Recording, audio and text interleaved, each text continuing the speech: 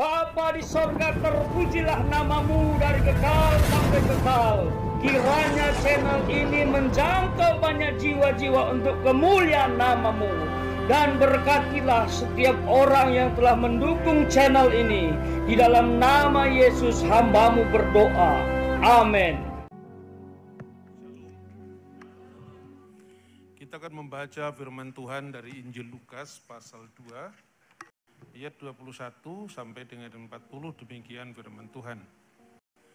Dan ketika genap 8 hari dan ia harus disunatkan, ia diberi nama Yesus, yaitu nama yang disebut oleh malaikat sebelum ia dikandung ibunya. Dan ketika genap waktu pentahiran menurut hukum Taurat Musa, mereka membawa dia ke Yerusalem untuk menyerahkannya kepada Tuhan. Seperti ada tertulis dalam hukum Tuhan, semua anak laki-laki sulung harus dikuduskan bagi Allah. Dan untuk mempersembahkan korban, menurut apa yang difirmankan dalam hukum Tuhan, yaitu sepasang burung tekukur dan 2 ekor anak burung merpati. Adalah di Yerusalem seorang bernama Simeon. Ia seorang yang besar dan saleh yang menantikan penghiburan bagi Israel. Roh Kudus ada di atasnya. Dan kepadanya telah dinyatakan oleh Roh Kudus bahwa dia tidak akan mati sebelum ia melihat Mesias, yaitu dia yang diurapi Tuhan. Dia datang ke bait Allah oleh Roh Kudus. Ketika Yesus, anak itu, dibawa masuk oleh orang tuanya untuk melakukan kepadanya apa yang ditentukan oleh hukum Taurat. Ia menyambut anak itu dan mematangnya sambil memuji Allah, katanya, "Sekarang Tuhan, berikanlah hamba-Mu ini pergi. Biarkanlah hamba-Mu ini pergi dalam damai sejahtera sesuai dengan firman-Mu. Sebab mataku telah melihat keselamatan yang daripada-Mu, yang telah Engkau sediakan di hadapan segala bangsa, yaitu terang yang menjadi pernyataan bagi bangsa-bangsa lain dan menjadi kemuliaan bagi umat-Mu Israel." Dan bapa serta ibu anak amat heran akan segala apa yang dikatakan tentang dia.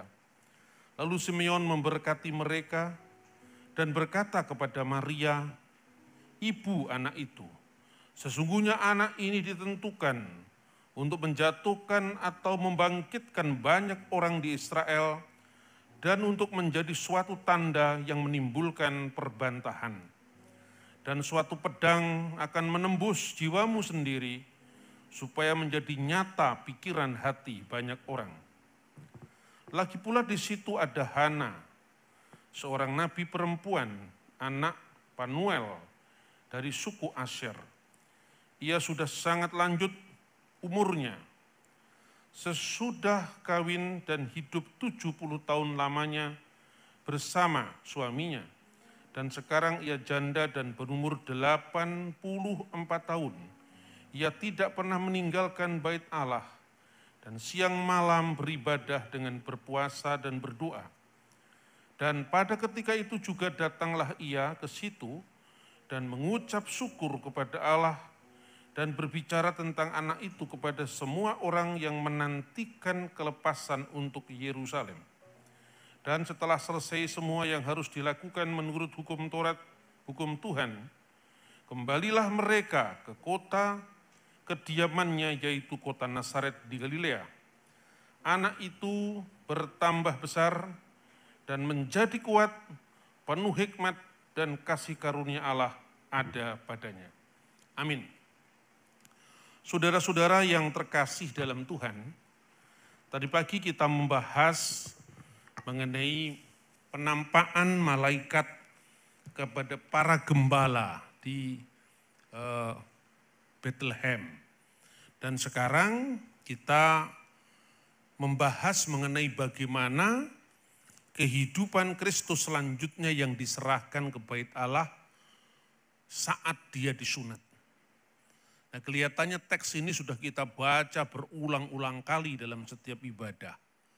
Tetapi pada hari ini saya ingin mengajak saudara-saudara sekalian untuk melihat background sejarah. Lalu hukum Yahudi, lalu penerapannya bagaimana Mesias atau Yesus Kristus itu datang dengan mula-mula menggenapi seluruh nubuat dalam kitab Taurat dan para nabi. Lalu karena keselamatan itu dilakukan untuk segala bangsa, seperti pesan malaikat yang tercatat dalam ayat-ayat sebelumnya. Kemuliaan bagi Allah di tempat yang maha tinggi dan damai sejahtera bagi manusia, seluruh manusia yang berkenan kepadanya. Maka pada hari-hari Sang Mesias, dalam pandangan pengharapan orang-orang Yahudi dari zaman sebelum Kristus, itu nanti pada masa Sang Mesias atau Yome Malka Mesiha, itu antara umat Yahudi dan umat bukan Yahudi dilibatkan dalam satu persekutuan bersama. Dan tidak ada lagi batas antara Goyim dan Yehudim, antara orang-orang bukan Yahudi dan Yahudi. Nah, kita akan melihat satu demi satu. Galatia pasal 4 ayat 4 berkata, setelah genap waktunya, Allah mengutus anaknya yang lahir dari perempuan dan tunduk kepada hukum Taurat. Jadi Yesus sebagai penggenap dari Taurat, dia datang menggenapi Taurat dengan cara melaksanakan hukum Taurat. Maka kita melihat pada saat umur 8 hari dia disunat. Nah, banyak orang-orang yang salah paham kenapa orang-orang Kristen bukan Yahudi tidak bersunat. Itu menyalahi hukum Taurat. Dan yang dituduh lagi-lagi Paulus yang telah mengubah hukum Taurat itu menjadi tidak berlaku. Nah, ini kita harus melihat satu demi satu, mengurai satu demi satu. Yang pertama, sunat itu adalah tanda. Tanda yang Tuhan berikan kepada Nuh adalah kutaruh busurku di atas awan sebagai perjanjian antara aku dan engkau. Busur itu pelangi. Jadi setiap orang melihat pelangi, orang melihat seperti pelangi yang membentang dari langit barat ke langit timur, dari ujung langit yang satu ke ujung langit yang lain. Maka hukum Nuh itu berlaku bagi seluruh manusia sebelum lahirnya bangsa Israel. Inilah yang oleh dokumen-dokumen sebelum zaman Yesus disebut sebagai mitzvot bene Noah, hukum untuk anak-anak Nuh. Jadi anak-anak Nuh itu bukan hanya orang Israel, termasuk orang Arab, orang Jawa, orang Tionghoa, semua yang ada di bawah kolong langit seperti orang melihat tanda pelangi yang membentang dari satu ujung langit ke ujung langit yang lain, itulah manusia universal. Tapi Tuhan juga berjanji kepada Abraham. Janji yang pertama, Abraham akan dijadikan bangsa yang besar, namanya akan masyhur, yang memberkati dia akan diberkati, yang mengutuk dia akan dikutuk dan dia akan menjadi berkat. Dan berkat yang paling terakhir dicatat di dalam Kejadian pasal 12 ayat 3, olehmu semua kaum di muka bumi akan mendapatkan berkat. Berkat itulah yang digenapi oleh Yesus Kristus. Bukan sekedar umat Israel, tapi umat di seluruh muka bumi termasuk kita. Amin. Termasuk bangsa-bangsa bukan Yahudi, semua akan diberkati. Kapan itu terjadi? Saat Yesus datang ke dunia. Tetapi Tuhan sudah menentukan sistemnya dari awal. Ya, Abraham sebelum dipanggil, ini menurut tradisi rabbinik itu tradisi rabi Yahudi yang sampai sekarang masih ada, ya. Itu 70 tahun pertama dia masih mewakili bapak orang-orang Goyim, karena dia akan menjadi bapak bangsa-bangsa. Tetapi habis itu setelah Tuhan memanggil dia dan Abraham disunat, maka saat itu dia mulai menjadi bapak bangsa Yahudi yang melalui Ishak, Yakub dan seluruhnya akan menjadi bapak atau patriark, bapak leluhur bagi Bani Israel, di mana janji yang terakhir itu dipenuhi. Olehmu semua kaum di muka bumi akan mendapatkan berkat. Dan ingat, janji kepada Nuh itu adalah berkat bagi seluruh umat manusia dengan berlaku hukum Nuh seperti pelangi cakupannya untuk seluruh umat manusia. Bagi Abraham, tandanya adalah sunat. Jadi sunat itu tanda. Karena tanda, maka kapan dia harus disunat? Bukan sekedar mengerat kulit katan itu adalah tandanya, tetapi harus di hari ke-8. Nah, makanya hari ke-8 itu bagi hukum Yahudi dinamakan Brit Milah. Perjanjian sunat. Sunat itu mul bahasa Ibrani, bukan mulyono bahasa Jawa. Ya, Brit Milah, Brit perjanjian sunat. Karena Yesus akan menggenapi janji Tuhan kepada Abraham, bahwa olehmu semua kaum di muka bumi akan mendapatkan berkat, maka yang harus digenapi pertama kali adalah sunat. Nah, kepada orang-orang Israel, ya berdasarkan janji kepada Abraham itu digenapi yang pertama sunat. Yesus melakukan itu. Dia disunat umur 8 hari. Pertanyaannya, apakah di dunia ini hanya bangsa Israel yang sunat? Tidak. Kalau saudara-saudara lihat penemuan arkeologi di Luxor, penemuan arkeologi di Karnak, ya di wilayah Mesir kuno itu. 1000 tahun sebelum Abraham sudah ada sunat bagi orang Mesir. Tapi sunatnya 3 hari. Karena 3 hari ya bukan tanda.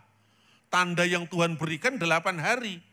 Orang-orang Kristen di Mesir dari gereja Ortodok Koptik sampai hari ini, mereka disunat umur 3 hari. Tapi 3 hari sunatnya orang Kristen Koptik di Mesir itu bukan tanda Abraham.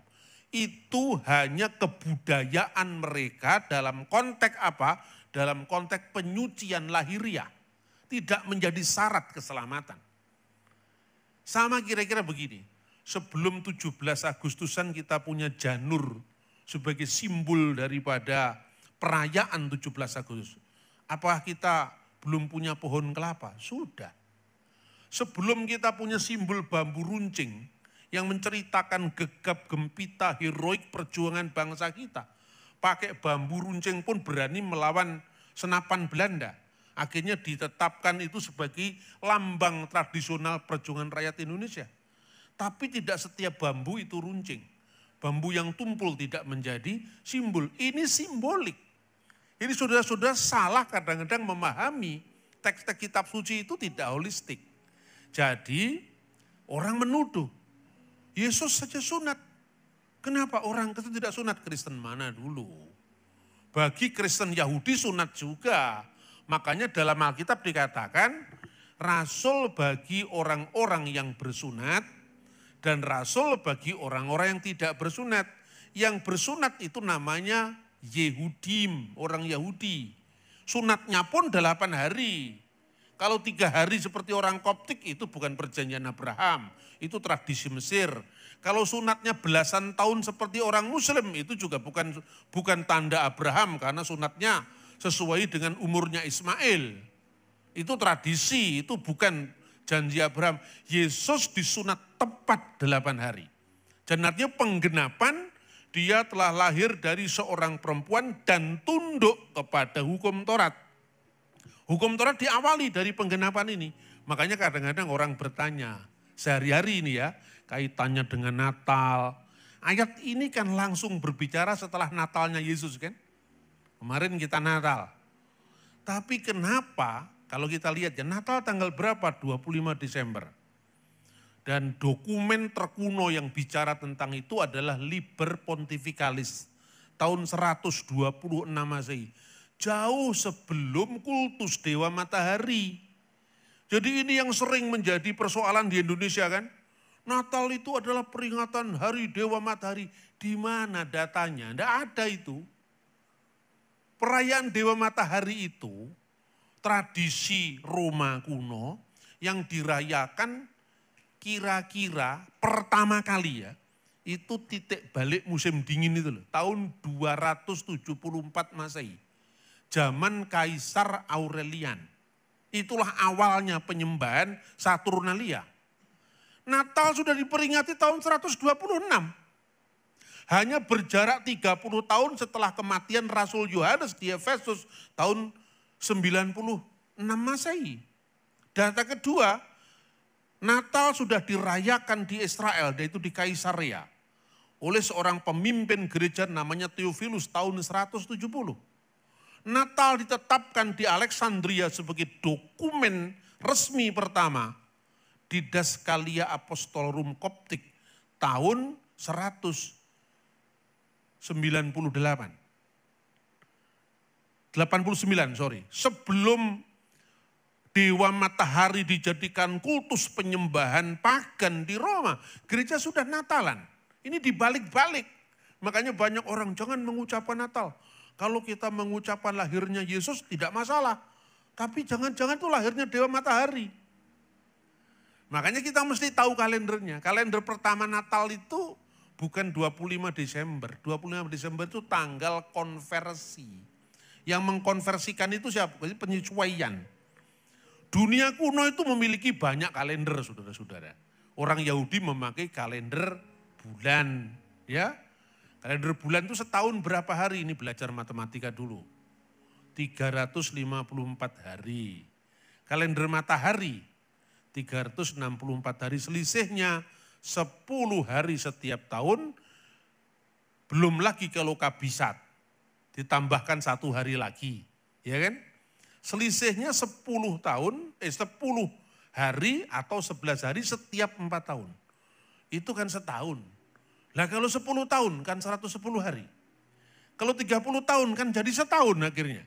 Maka terjadi kekacauan kalender. Ini tidak ada urusannya dengan Alkitab, ini urusannya dengan hitung-hitungan kalender.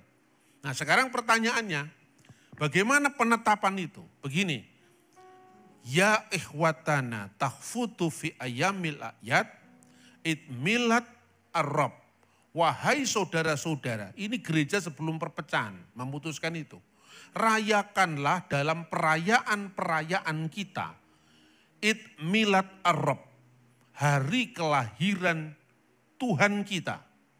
Wa kamaluhu, tepatnya fi kamsati wa isrin min syahri tasi'i lil Ibraniyin. Setiap tanggal 25 bulan Ibrani ke-9. Itu bulan Kislev. Dan bulan itu musim dingin, itu ada dokumennya. Bagaimana musim dingin bisa ada gembala-gembala yang menggembalakan dombanya di padang pada waktu malam. Tadi pagi sudah dibahas, nanti lihat itu siarannya. Itu semua tuduhan yang sama sekali patah, tidak terbukti. Nah, maka Kristus dilahirkan ini menurut catatan abad kedua lagi, tahun 210-an kira-kira. Egeneto pro octo kalandon Januarion, yang mengucapkan ini siapa? Hippolytus dari Roma. Hippolytus itu meninggal tahun 230. Siapakah Hippolytus? Hippolytus punya guru namanya Irenaeus. Meninggal tahun 203. Siapakah Irenaeus dari Lyon? Lyon itu sekarang Prancis. Muridnya Polikarpus dari Smyrna. Salah satu pemimpin dari 7 jemaat yang disebutkan dalam kitab Wahyu. Smyrna itu sekarang Izmir. Meninggal tahun 156 Masehi. Siapakah Polikarpus? Polikarpus muridnya Rasul Yohanes penulis Injil yang meninggal di Efesus tahun 96 Masehi. Kurang lengkap apa sekarang? Ibarat silsilah itu jelas, ya. Ini dari mana bukan sekedar itu diakal-akali oleh gereja. Dan sumber itu semuanya masih ada sampai hari ini. Hanya kita malas membaca.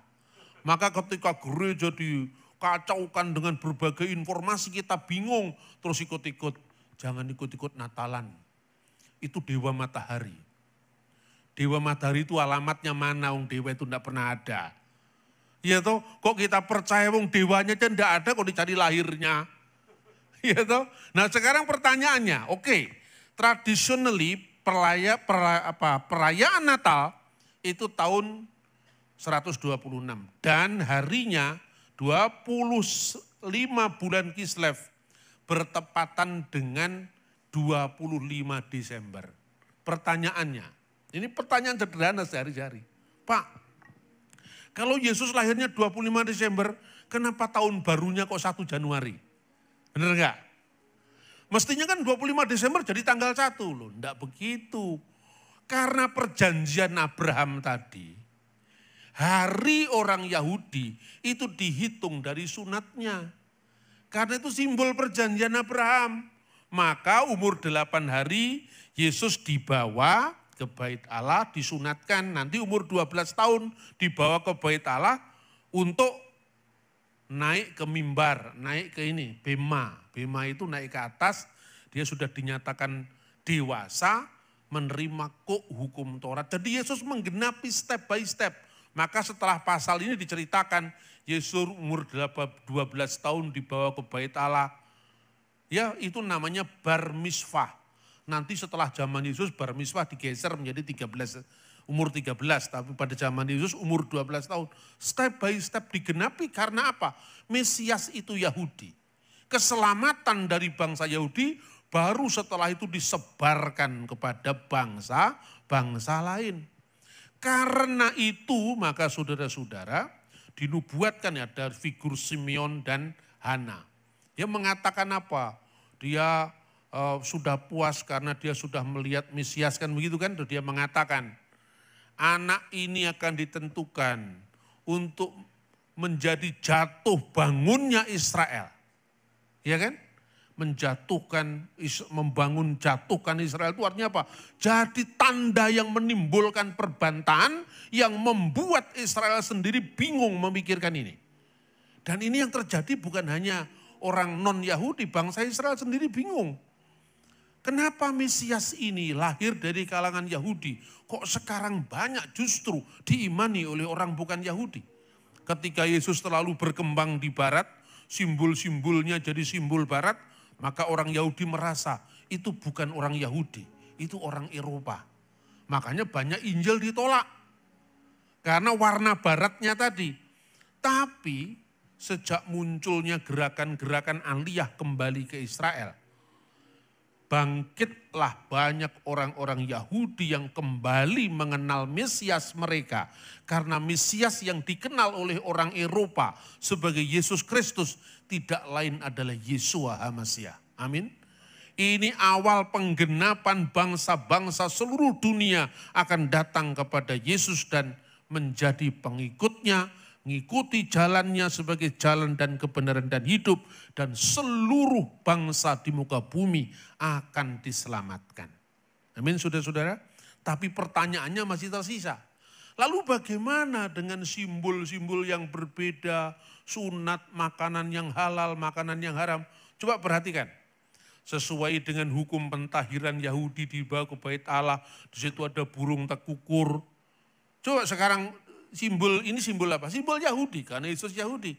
Dan anak sulung harus diserahkan kepada Tuhan. Ya Yesus anak sulung artinya apa? Dia yang membuka rahim ibunya. Bekor, anak sulung itu hak kesulungan, bukan sekedar anak lahir pertama, tidak. Artinya apa? Dia punya keistimewaan karena bagi orang Yahudi, bukan hanya orang Yahudi, Abraham ya, hak sulung itu bisa diperebutkan. Kalau kita anak sulung itu artinya pokoknya lahir pertama, lebih senior kan itu kan. Makanya orang saksi Yehova bingung.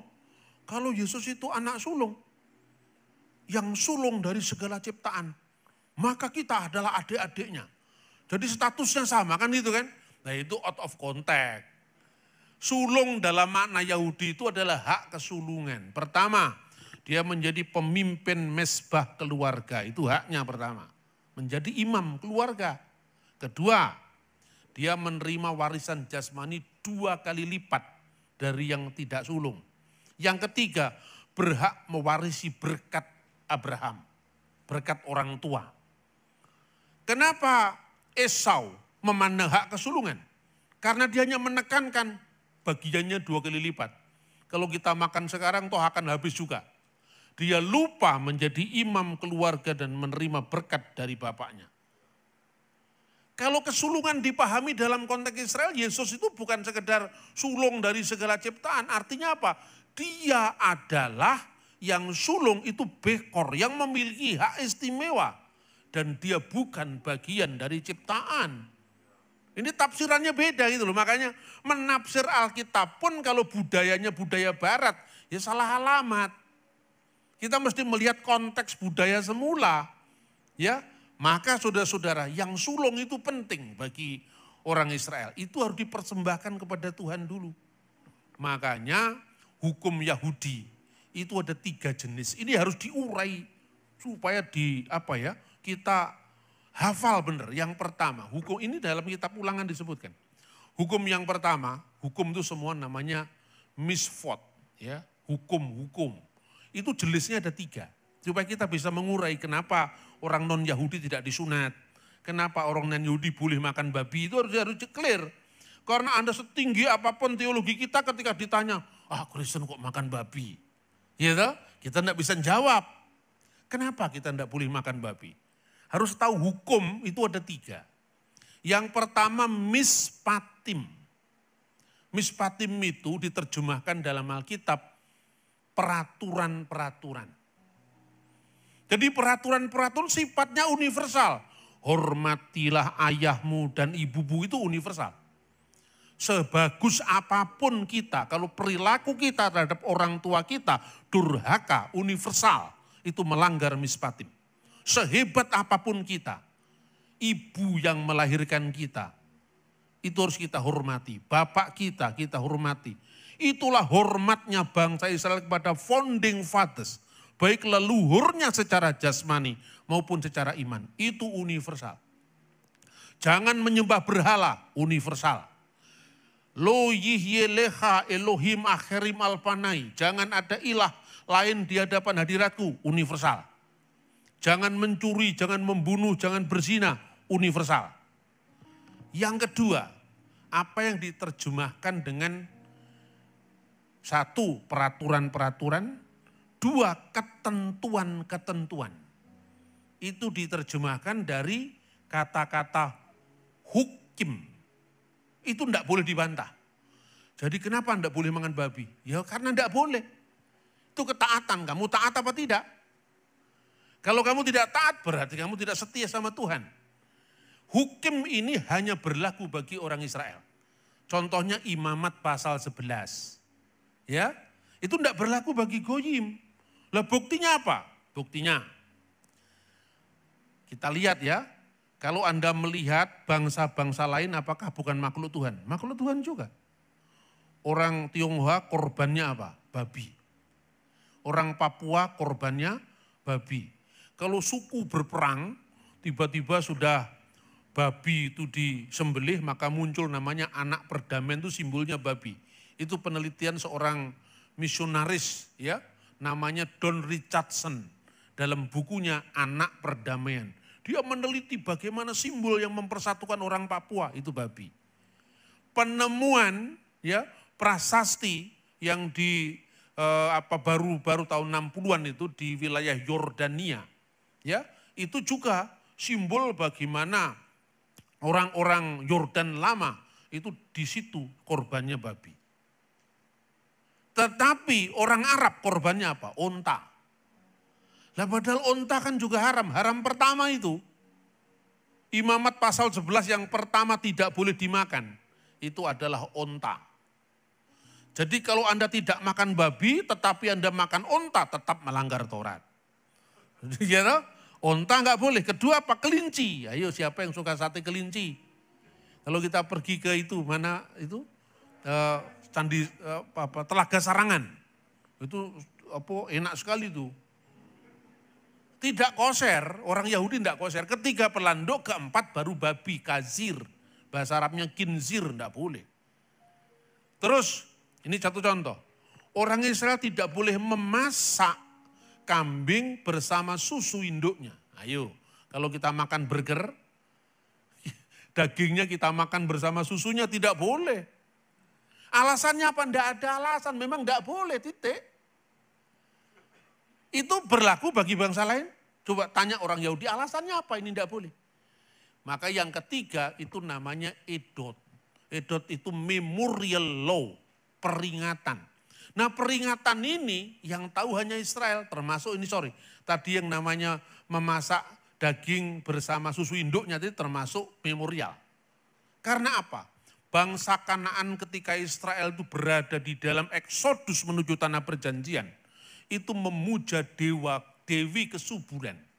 Dan itu dilambangkan dengan daging bersama susu induknya, itu kesuburan. Supaya Israel tersendirikan, dikuduskan, dibedakan dengan umat sekitarnya agar tidak terpengaruh dengan budaya-budaya lain dalam masa eksodus Tuhan memberikan tanah. Itu tidak boleh supaya kamu tidak menyerupai orang Kanaan. Nah contoh lagi edot. Apa itu contohnya? Peringatan tadi. Kamu tidak boleh makan daging dari pangkal paha. Kenapa itu? Enggak boleh. Karena memperingati Yakub ketika bergumul dengan seorang malaikat yang bermanifestasi dalam bentuk manusia itu, dia memenangkan pergumulan itu. Tetapi kakinya kena, maka tidak boleh makan daging di pangkal paha. Lah sekarang kalau orang Jawa nenek moyangnya bukan Yakub, atau orang Ambon nenek moyangnya bukan Yakub, tapi Yakub itu Matala, hubungannya apa dengan Israel? Itu kan gak masuk akal. Ya toh? Ini lebih real. Orang kita memiliki budaya janur kuning. Nah di Timur Tengah enggak ada janur, enggak ada kelapa. Simbol ini enggak bisa dipahami oleh orang. Disitulah hebatnya Alkitab. Kita harus paham ini, jangan ikut-ikut kemudian enggak ngerti konteksnya kita main hantam saja. Ya kan? Nah saudara-saudara yang terkasih, makanya dikatakan anak sulung harus diserahkan kepada Tuhan. Ini berkaitan dengan disiplin orang Israel. Perhatikan, dari kitab Kejadian sampai kitab Ulangan, itu belum sampai ke tanah suci, belum sampai ke tanah perjanjian. Baru mau nyebrang ke tanah perjanjian, Musa dikasih lihat karena kesalahan yang dilakukan Musa dan Harun. Musa dikasih lihat ini loh, di situ nanti kamu, umat Israel akan menyeberang situ. Ya, tempat yang sangat subur, ya, tempat yang penuh susu dan madu. Tempat itu nanti, tapi kamu tidak boleh nyebrang ke sana. Jadi Kejadian khususnya mulai Keluaran ya, sampai kitab Ulangan, belum sampai ke tanah Israel. Jadi hukum Taurat itu, hukum dalam situasi revolusi, bukan dalam situasi normal. Makanya bangsa Israel diberikan disiplin seperti disiplin militer. Ini bukan situasi normal kalau tentara berangkat perang. Satu berkhianat kan bisa merusak seluruh barisan. Disitulah maka ada ketentuan-ketentuan yang sangat keras apabila dibandingkan dengan situasi normal. Maka banyak orang yang tidak paham ini. Tuhannya Israel itu jahat sekali. Disuruh membantai habis dan seterusnya. Itu konteksnya seperti pembasmian terorisme itu loh. Kalau akarnya tidak ditumpas itu akan terus menerus menjadi masalah di kemudian hari. Termasuk disiplin dalam makanan, disiplin dalam bagaimana supaya terjaga dari pengaruh luar. Makanya sekalipun hukim itu tidak bisa diberikan logika kenapa enggak boleh makan babi. Tetapi dasar manusia memang makhluk berpikir kan. Selalu dicari apa alasannya kok enggak boleh. Makanya seorang filosof Yahudi namanya Philo, dalam bukunya yang berjudul The Special Law, hukum khusus, ya, dia mengatakan begini, kenapa Israel dilarang makan babi? Dia bilang gitu. Karena menurut Philo, ini orang Yahudi yang bilang ini, orang filosof Yahudi, abad pertama Masehi. Babi itu adalah daging yang paling lezat bagi mereka yang memakannya. Perhatikan. Bagi mereka yang memakannya, berarti Philo tidak ikut makan. Cuma dia mendapatkan informasi, babi itu binatang yang paling sedap, daging yang paling sedap. Dan kenapa enggak boleh dimakan? Dia jawab gini, itu disiplin untuk orang Israel. Bayangkan, di tengah-tengah mereka harus berjuang dipimpin oleh Musa dan Harun. Dia hatinya masih tertinggal di tanah Mesir. Memperingati penyembahan anak sapi betina, anaknya Hator. Ya. Di situ dia buat sapi betina. Tuhan murka, ditumpas, karena itu disiplin militer. Apalagi ketika mereka berada di tengah padang gurun tidak ada air, jiwanya belum merdeka, jiwanya masih terjajah, jiwanya masih ada di Mesir. Enakan kita di Mesir.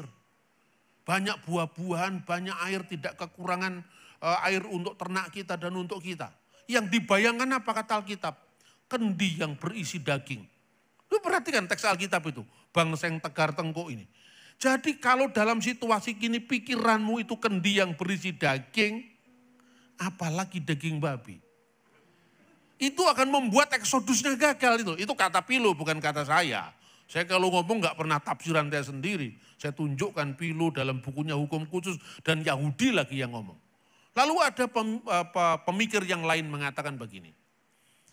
Karena itu terkait dengan kesulungan. Yang sulung baik manusia maupun hewan. Makanya apa anak sulung harus diserahkan dulu kepada Tuhan Yesus yang sulung. Hewan juga. Kalau sapi kan menandai sulung gampang tuh. Anaknya cuma 2, 3. Babi anaknya berapa sekarang? Ayo, anaknya bisa 17, bisa 15. Terus yang sulung mana? Sulit menandai kesulungan. Makanya itu hukum yang sifatnya praktis. Tidak ada kaitannya dengan bangsa lain. Ini tafsirannya Pak Bambang. Enggak. Dokumen yang ditemukan di Laut Mati, The Dead Sea Scroll. Ditemukan yang namanya Sefer Hayufelim. Sefer Hayufelim itu bukan Alkitab. Tapi semacam deskripsi penafsiran Alkitab yang berasal dari tahun 285 sebelum Masehi. Dikatakan di sana, kenapa bah itu harus melanda dunia menghancurkan manusia? Karena manusia jatuh kepada percabulan. Salah satunya pembunuhan, kejahatan. Maka setelah keluar dari bahtera, Tuhan memberikan hukum pada Nuh. Seluruh makanan ini boleh kamu makan, seluruh daging ini boleh kamu makan. Kan gitu kan? Tetapi hanya binatang yang ada nyawanya, yang artinya mati dicekik, tidak boleh kamu makan. Tidak boleh mengadakan imoralitas seksual, tidak boleh kamu lakukan. Itu yang membuat air bah melanda dunia. Makanya bagi orang bukan Yahudi sejak awal itu berlaku yang dinamakan mitzvot bini Noah. Hukum bagi anak-anak Nuh, termasuk kita. Tidak ada urusannya kita dengan hukum Yahudi tadi. Tapi bagi bangsa Yahudi berlaku yang namanya mitzvot Moshe. Hukum Musa atau Taryak mitzvot Moshe. Itu ditambahkan lagi pada masa-masa abad ketiga ke atas yang namanya 613 hukum Musa. Sementara para rabi lain misalnya membuat sistematika hukum Nuh itu ada 7, makanya Sefa Mitzvot Bini Noah. 7 hukum untuk anak-anak Nuh. Ketika gereja pertama berkembang apa yang terjadi? Ini rentetannya ada. Apa yang terjadi? Orang-orang Parisi yang sudah bertobat menjadi Kristen mau memaksakan hukum Musa ini kepada orang-orang bukan Yahudi. Rasul-rasul bersidang di Yerusalem. Kan begitu kan? Itu nanti kita bisa baca di Kisah Rasul 15. Yang pertama-tama yang paling senior di antara para rasul. Petrus pidato. Setelah Petrus pidato menyilakan kepada Barnabas dan Paulus. Jangan hanya saya yang dengarkan, kira-kira kalau bahasa bebasnya begitu karena panjang ya ayatnya. Tuhan akan memberikan bukti bahwa Tuhan tidak hanya mengasihi Israel, tapi mengasihi bangsa-bangsa bukan Yahudi. Buktinya apa? Paulus dan Barnabas dipakai dengan penuh mujizat untuk bangsa-bangsa bukan Yahudi. Sekalipun mereka tidak disunat, sekalipun mereka makan babi, sekalipun mereka makan unta, Tuhan kasih mereka. Ini bukti kurang apa? Kalau Tuhan mengasihi bangsa bukan Yahudi. Habis itu, yang mengusulkan putusan itu Yakobus si tuan rumah. Pemimpin gereja Yerusalem, saudaranya Tuhan Yesus. Dia mengatakan apa? Karena itu aku berpendapat bagi saudara-saudara kita yang bukan Yahudi ini, agar mereka menjauhkan diri dari makanan yang dipersembahkan kepada berhala, ya kan? Dari percabulan, dari binatang yang mati dicekik, dan dari darah. Inilah hukum Nuh yang berlaku bagi orang-orang bukan Yahudi. Tapi bagi orang Yahudi, ya tetap berlaku hukum Musa. Hukum Musa yang mengantarkan dia kepada percaya Yesus. Orang yang bukan Yahudi, ya tetap berlaku hukum Nuh tadi. Semua dipayungi dalam satu gereja yang kudus, yang yang rasuli. Itu sejarahnya runut, jadi dari tahun ke tahun, ketika kita ini dari zaman Alkitab langsung Luther, bubar semua. Karena catatan sejarah selama 1600 tahun tidak diketahui. Akibatnya pertama-tama kita kadang-kadang tidak bisa menjawab tentang kita dihujat katanya Natal tuh dewa matahari dan sebagainya. Nah pada kalender kita ini sudah berubah berapa kali. Itu tidak dihitung. Pertanyaan sekarang, siapa sih yang pertama kali membuat kalender yang kita pakai sekarang coba? Itu pertama kali dibuat oleh pendiri kerajaan Roma. Namanya Romulus. Nah Romulus itu yang mendirikan kerajaan Roma itu menetapkan kalender pertama kali tanggal 21 April tahun 753 sebelum Masehi. Nah kita tahu 21 April hari Raden Ajeng Kartini, baru tahun kemarin. Ya toh? Kita tidak tahu sejarah, makanya kita bingung. Tapi waktu itu hanya 10 bulan. Padahal memakai kalender matahari. Loh kalender matahari kok 10 bulan? Padahal satu tahunnya 364 hari. Terjadi kekacauan kalender. Jadi kalender mula-mula ya, kalender 10 tadi. Awalnya musim semi, namanya Maris. Maris itu Maret. Setelah Maris, Aparailis itu untuk memperingati Dewi Afrodit. Setelah Aparailis, Mai atau Mayu untuk memperingati Dewi Maya, itu namanya juga pagan.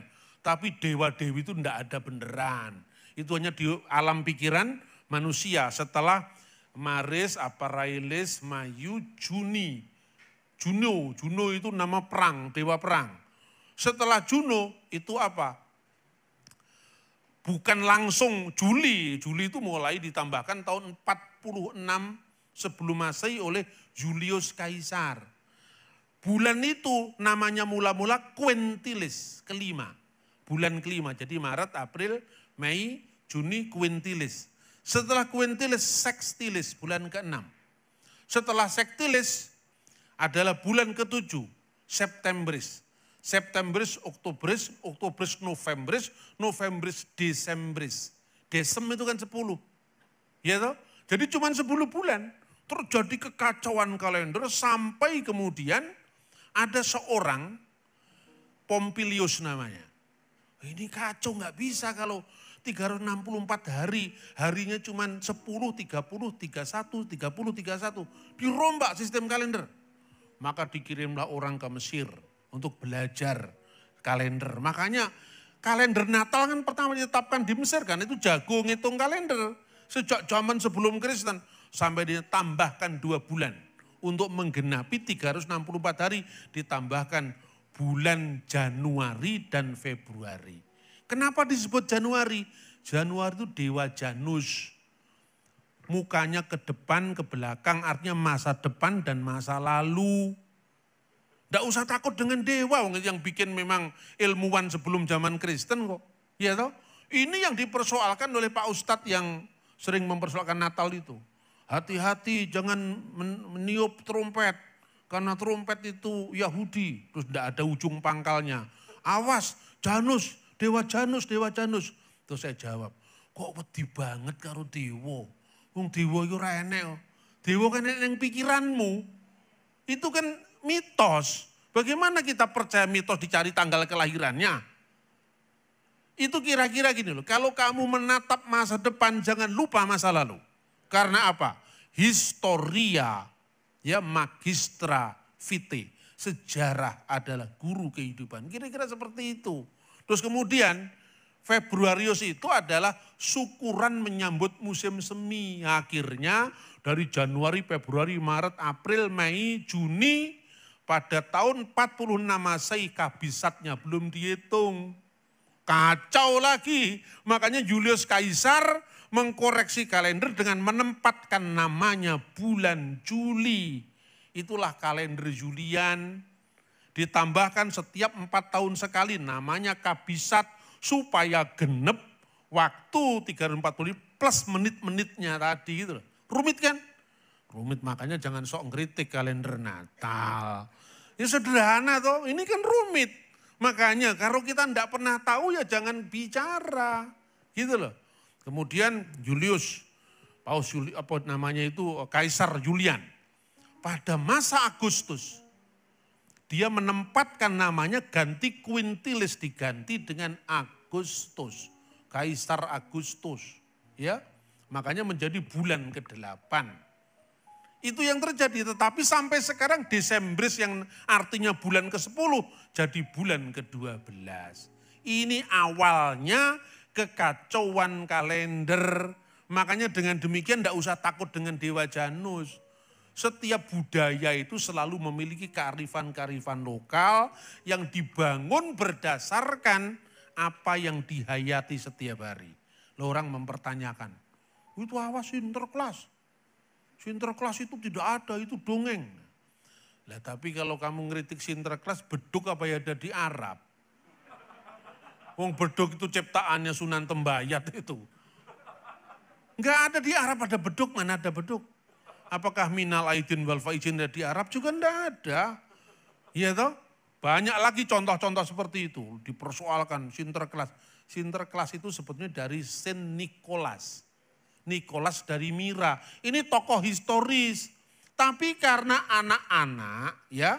Anak-anak biasalah kita komunikasi dengan bahasa anak-anak kan. Orang tuanya bikin kejutan, ada hadiah dibawa oleh Sinterklas. Kalau sudah dewasa ya itu mitos belaka kan itu kan. Tetapi di balik mitos itu ada sosok historis seorang yang bernama Nicholas yang sangat mencintai anak-anak. Ambil hikmahnya.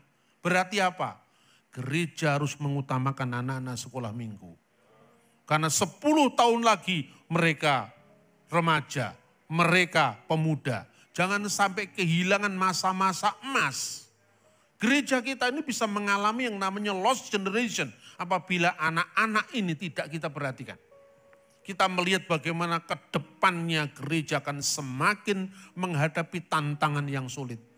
Karena itu mari kita bangkit dengan segala yang ada Tuhan berikan kepada kita untuk meronai wajah gereja ke depan menjadi yang sejuk, menyapa semua orang. Termasuk yang kita lakukan barusan tadi, ya toh? Jangan tidak usah mengatakan dengan semangat yang gegap gempita. Kenapa Islam dilibatkan? Loh kita ini manusia, mereka manusia kok. Ya sesama manusia. Kebenaran itu ada 3 saudara. Pertama kebenaran ortodoksia, kebenaran ajaran. Ini khusus, tidak bisa dikompromikan. Ya, iman Kristen, Yesus final khusus. Tapi kan tidak hanya sekedar kebenaran ajaran. Kebenaran berperilaku. Itu buah-buah roh. Sekalipun kita ini pinter, cerdas dalam teologi benar. Tapi kalau kita tidak pernah nyapa tetangga kita.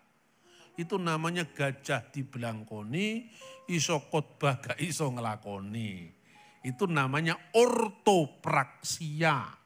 Ya. Yang ketiga, penyembahan yang benar. Ajaran yang benar, perilaku hidup yang benar, penyembahan yang benar. Yesus jelas mengatakan itu dengan orang Samaria.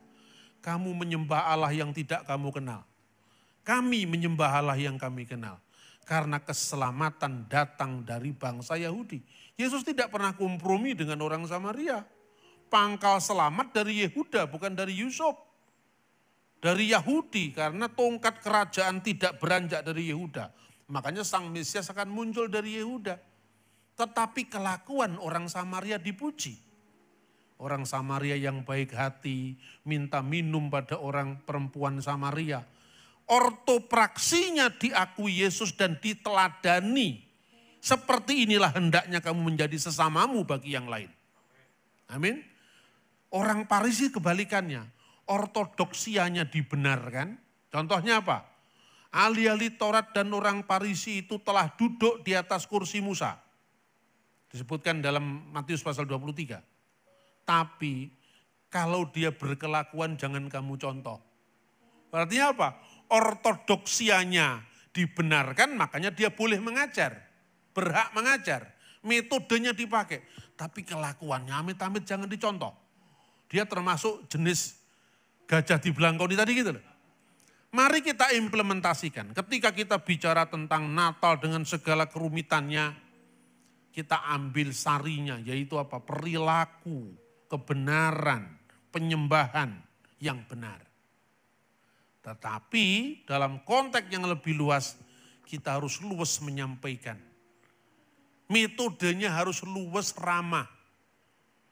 Bersaksi tanpa melukai.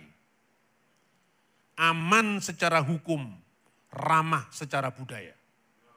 Kalau itu iman kita tidak menjadi batu sandungan. Tetap nyatakan kebenaran di tengah situasi apapun, tapi bacalah tanda-tanda zaman.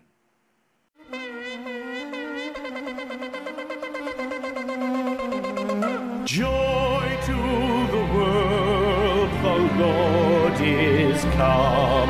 Let earth receive her King.